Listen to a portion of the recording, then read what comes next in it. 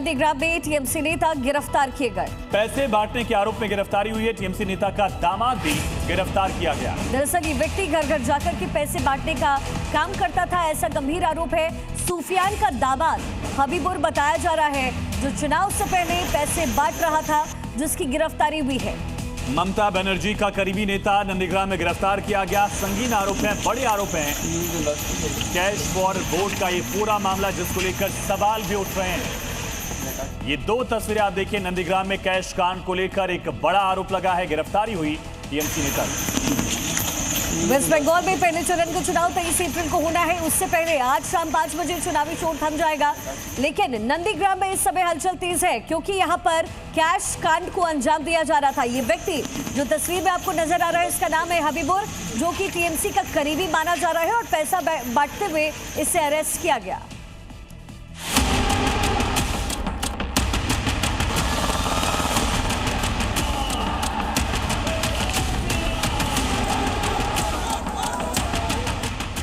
बंगाल में आज चुनाव प्रचार का आखिरी दिन।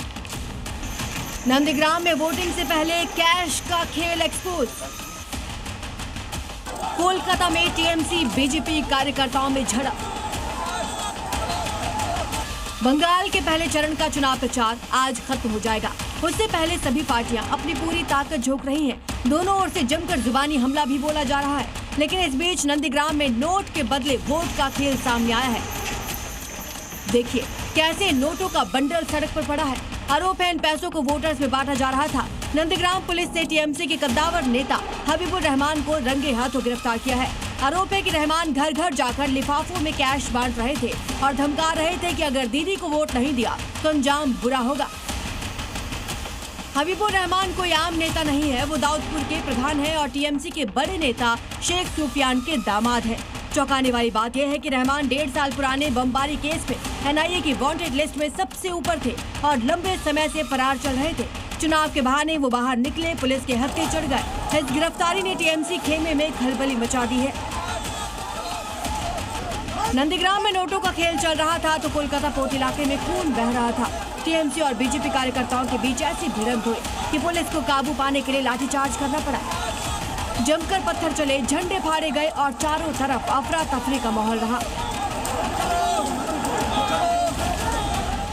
बंगाल में जमीन पर हिंसा है तो मंच से शब्दों के बाण चल रहे हैं। यूपी के मुख्यमंत्री योगी आदित्यनाथ ने बंगाल की धरती से हुंकार भरते हुए कहा कि बंगाल को काबा नहीं बनने देंगे। ये माँ काली और वंदे मातरम की धरती रहेगी।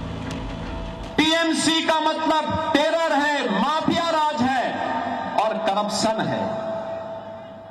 और इस करप्शन को, इस टेरर को, इस माफिया राज को केवल डबल इंजन की भाजपा की सरकार समाप्त करेगी। जैसे यूपी में गौ हत्या होने नहीं देंगे और हिंदुओं को मटकट बटने नहीं देंगे, इस आह्वान के साथ कार्य हो रहा है। ऐसे ही बंगाल को भी डबल इंजन सरकार के नेतृत्व में काम करना है। बंगाल की धरती को हमें काबा की धरती नहीं बनने देना है। बंगाल की धरती तो काली की धरती रहेगी, मां काली की धरती, मां दुर्गा की धरती रहेगी, वंदे मातरम की धरती रहेगी और हर हर महादेव का गूंज इस धरा से लगातार चलना चाहिए। जवाब देने में ममता बनर्जी ने भी देर नहीं की। एक रैली के दौरान उन्होंने बीजेपी को डकैतों का गिरोह करार दिया। ममता ने कहा, सबसे बड़े चोर ही सबसे ज्यादा शोर मचाते हैं। सबचेয়ে চোরের ব্যাটারা জানেন তো, বাংলায় কথা আছে চোরের ব্যাটার বড় গলা, চোরের মায়ের বড় গলা। Mother of thieves are south most. ডাকাতের পার্টি, হারমাদদের পার্টি, সিপিএম এর যত হারমাদ সব হয়েছে এখন বিজেপি বড় বড় জল্লাদ না বলে আমি বলি ওস্তাদ।